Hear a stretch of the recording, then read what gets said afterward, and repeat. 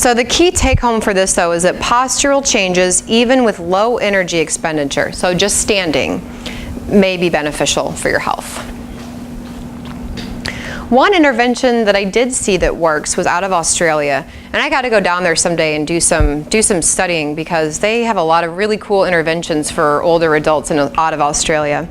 But it was called Small Steps, and it was a program that just showed reductions in sitting time among older adults. But the good news is it wasn't fancy, and that anyone with enough motivation and interest could really apply most of these principles in their own life on their own.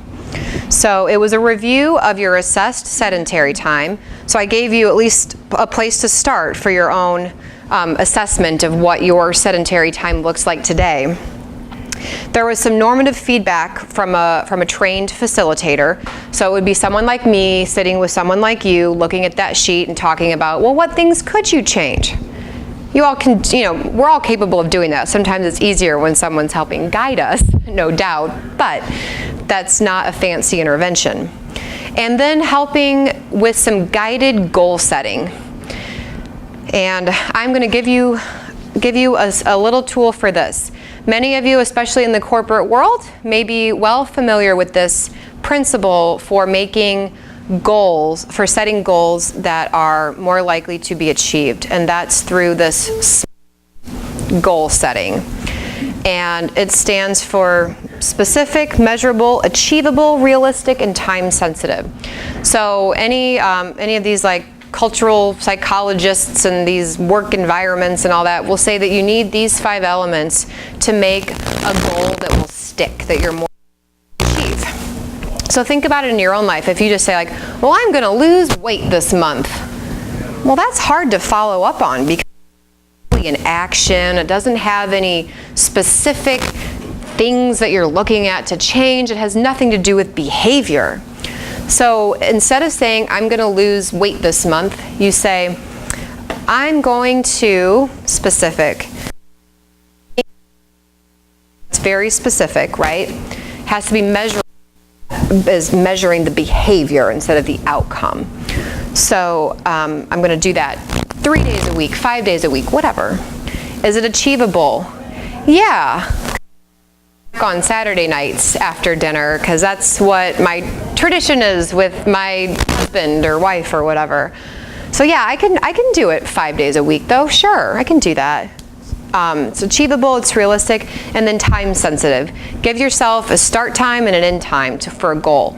If you have it for the foreseeable future, that can be generally overwhelming and less likely to have a positive outcome for that. So if you think about setting goals and looking at all of these elements, studies will show that you'll be more likely to achieve that goal. I want to acknowledge too that there are some barriers to standing. Absolutely. And I'd be remiss to not mention pain. If you have pain, and that can be almost anywhere in your body that might affect the way you stand, I just want to acknowledge that. I don't know how to fix it, but pain is real, and if you can't stand and you have to sit, I don't want you to get really down on yourself and thinking about all of these negative health outcomes that are going to happen because I can't stand. But I hope that there's a better cure for pain, and I hope that no one has to have pain moving forward. And if I had all the research money in the world, I'd fix arthritis for everybody. It seems to be just the worst. And then also there are social norms. So sometimes it's hard to be the only one in a room that decides to stand. Sometimes it's hard to be the first one to stand. There's always people in this world that'll be the first to jump up and do something different, the little yellow ducky among the dark ones. But there's always some that need to be the second, third, fifth, or even last person to make a change that is against the norm. So it's worth acknowledging. So let's go back to that first statement that was really the most provocative, and hopefully we've kind of explored as many elements as I could find to help make this more understandable. But that recent studies have shown that sitting time is associated with increased risk of all-cause mortality, independent of moderate to vigorous physical activity. Again, so is not so easily undone by even a lot of exercise. But breaks help, and changing your posture, sitting to stand, helps. I never want to leave any talk about any kind of behavior that makes people feel powerless, because that's not the case. So in order to make a change, if you're interested, is to first monitor. Any good research study shows that you got to know where you're starting so you know where you're ending. So the sheet that I gave you too will help you just decide where you're at.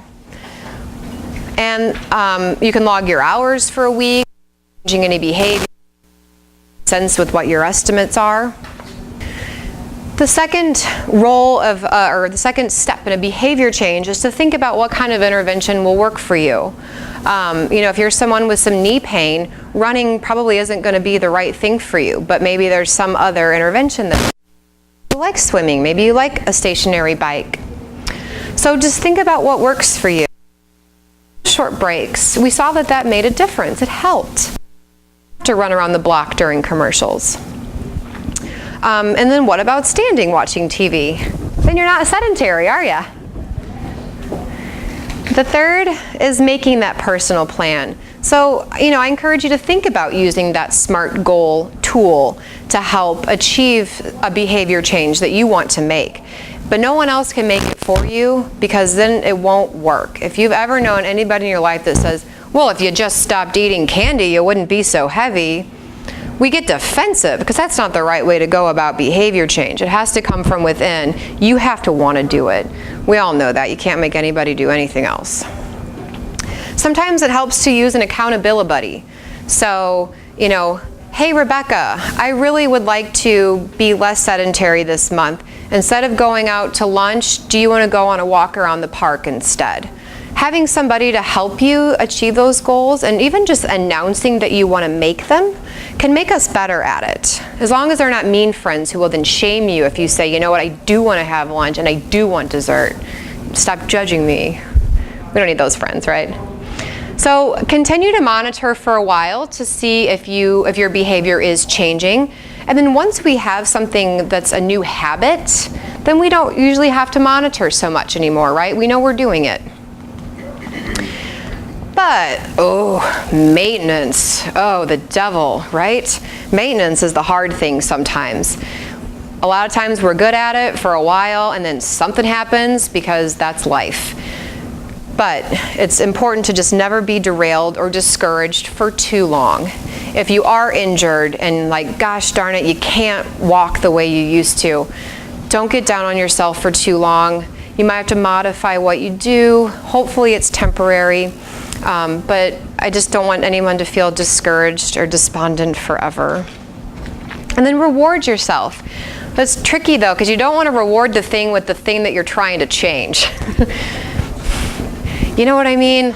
If you're trying to have better eating habits, don't reward yourself with a giant cake. Reward yourself with a new pair of shoes or whatever. If you're trying to buy fewer shoes, then you can reward yourself with cake. I don't care, but don't give up. We all have the power to make small little changes. And just as we saw, and with almost any health measure, it's not binary. You do not have to go from being sedentary to run a marathon in order to be healthy. There is a healthier path no matter where you are on that continuum. And I love this chart because this shows you what drives the health of a population. And we're pretty good at blaming our parents for things and well, I'm just not athletic, or it's in my genes. But look at how little our genes and biology have to do with our overall health. We can't blame our parents for everything. Or we also can't blame our doctors for everything, because only 10% of our overall health has to do with the medical care that we receive. I wouldn't want to go without it either, don't get me wrong. But the power is our behaviors and where we live. We all know zip codes matter here in St. Louis. Then if you happen to be born in a poverty area, your health outcomes will be worse. The more resources you have, the healthier you are. So if you have them, use them to your advantage, use them for health, use them to get a gym membership, use them for these things. But look at all of this power. Not everyone has all the power in this one, I understand that. But there's a lot that we can move around in this area. And so I just use that as a point of motivation, that there's some control that we all have. And that's all I have for you all. Okay. Thank you.